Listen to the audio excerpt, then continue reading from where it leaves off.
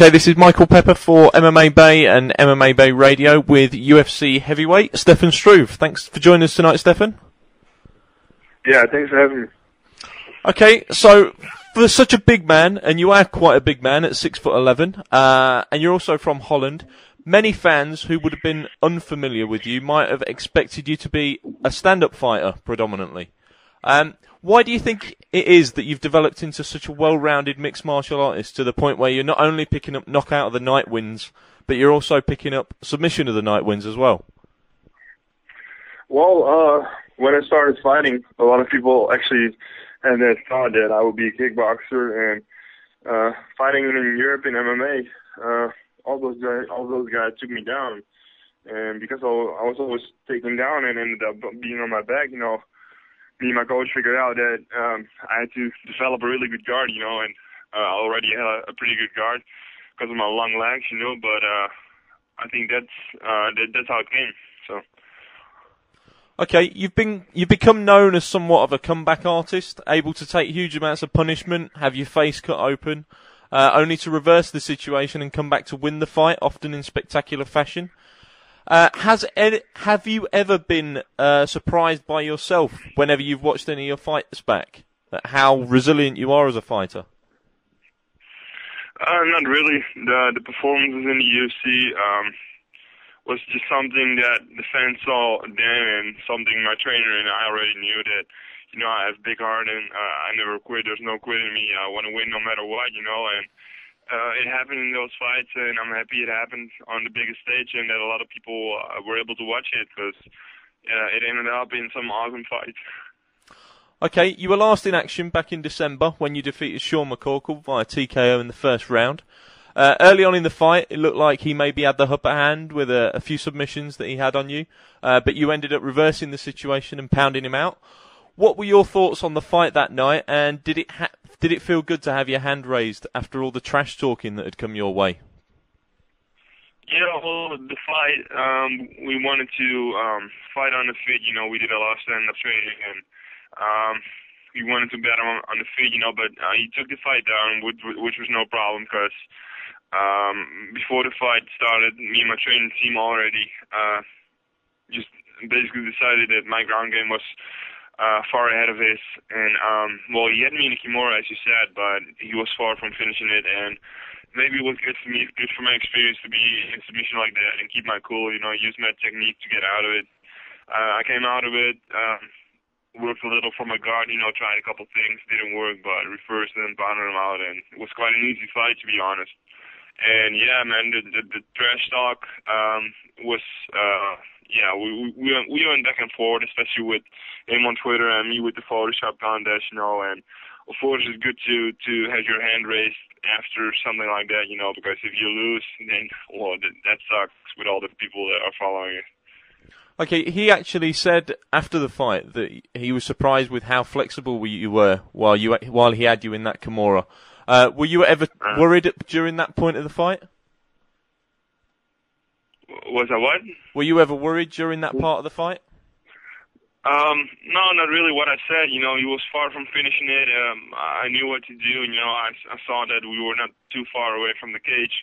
So I decided to go up there to the cage, because it's really hard to finish Kimura when you're against the cage, when your opponent's up against the cage, and what I said, I used my technique and I kept my cool, and I rolled out of it, and no, I wasn't really worried at any point, no. Okay, your next fight is against one of the biggest men in the heavyweight division besides yourself, Travis Browne. Have you done anything differently this time to prepare for him? And what's the biggest thing you've managed to take away from watching his last fight against Czech Congo? The biggest thing I've taken away from his last fight is that he was really disappointed after his performance, because the first round was okay, and I think he won the first round, but the second and the third round were boring, and I think he was really disappointed in himself with his performance. But he's got power in his fists. He's got some good kicks. He's got some strong wrestling. Although I'm not sure if he's gonna use that with me. I don't think he wants to be in my guard. And what was the first part of the question again? Have you done anything differently to prepare for him? because he is such a big man well, like yourself. It was, yeah. Well, the last two opponents were big too. You know, I believe Sean McCorkle was even a little taller than he is, and he was way heavier than him. I believe Sean weighed 285 in the cage, and Moorcraft weighed in at 270 or something like that in the cage. He's going to be 250, 255, so he's actually smaller than the last two guys. But it was a longer camp than normal. My last fight was in December, and I started training again about a week and a half, 2 weeks after the fight, you know, and we did a lot of technique training and strength training straight after the fight. So I got a lot bigger. In January, I weighed 275 at some point, I believe, and then cut down. I'm at 260 right now, so I grew quite a bit. And, well, we trained a lot on my ground game. I hired a personal BJJ coach who people may knew, Remco Pardoel from UFC 2, and he improved my ground game a lot, in my opinion. We worked a lot together, and I think it's gone really good. We picked up my strength and conditioning again with the strength coach I had. You know, I got a really good diet, and everything has gone really good, actually, so.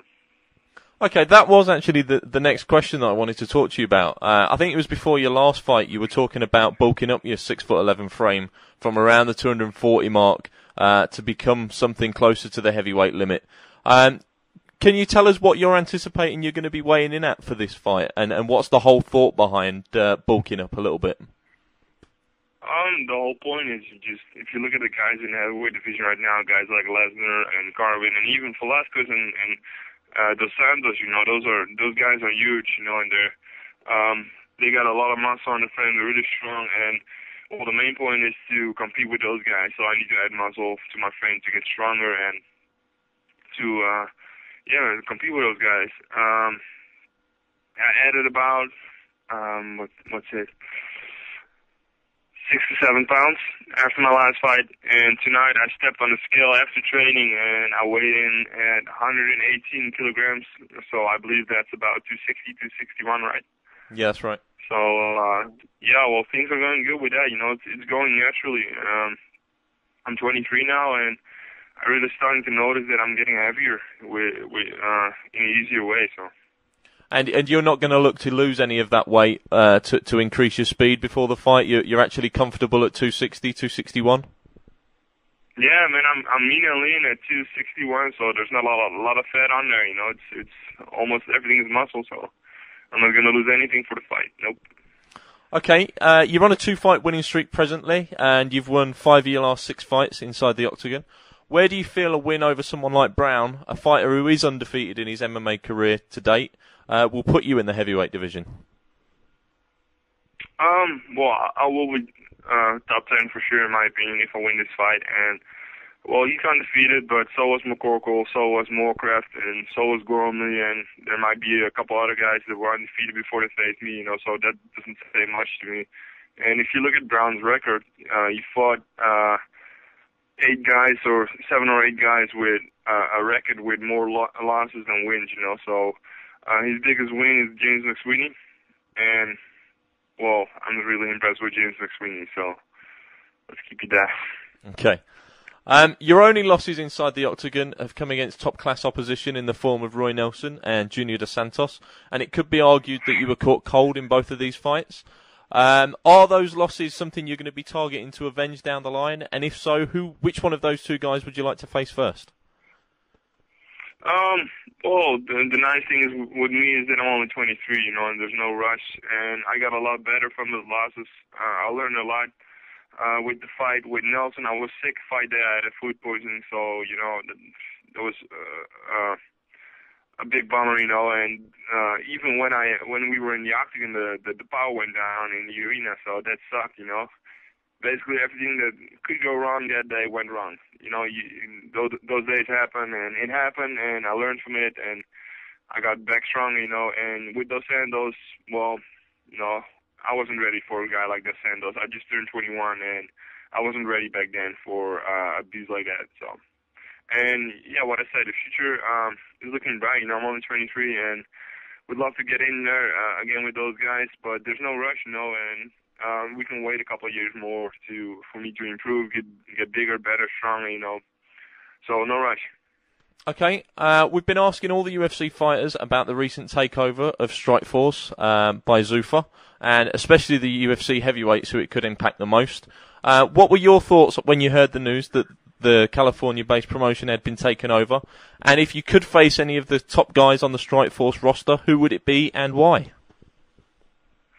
I was quite surprised that they bought Strikeforce because nobody really saw it coming, but I think it's good that the UFC bought Strikeforce. Now the best fighters in the world are all contracted by Silva, and now you have a true champion. Someone who holds the belt is a true champion when those guys come in. And I think there are a couple top heavyweights in there, guys like Silva, Werdum, Overeem, and of course Fedor, who's a legend, And they got a couple more guys who are really good, but let's wait and see who actually comes to the UFC and who UFC actually won in their division. And who would I like to fight? Yeah, well, basically all the top heavyweights, and the biggest honor would be Fedor, of course, because he's a legend. That would be an honor to fight him.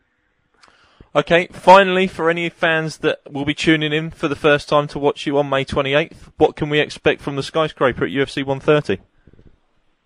Well, for anybody who hasn't seen my fights before, I promise an exciting fight. I always come to make it a war, no matter what. I'm gonna go at it, and I'm gonna make sure that if I watch the tape back, I'm gonna be proud of my performance. Okay, have you got any sponsors or anybody you'd like to mention, fans you'd like to thank, etc., before we finish? Yeah, I want to thank Hayabusa and Alchemist Clothing, and I want to thank all of the fans for the support. I want to thank my friends and family for supporting me during this fight again, and thanks to my management team, Alchemist, for setting it up and arranging everything in the best way possible. Okay, this has been Michael Pepper for MMABay and MMABay Radio with UFC heavyweight Stefan Struve.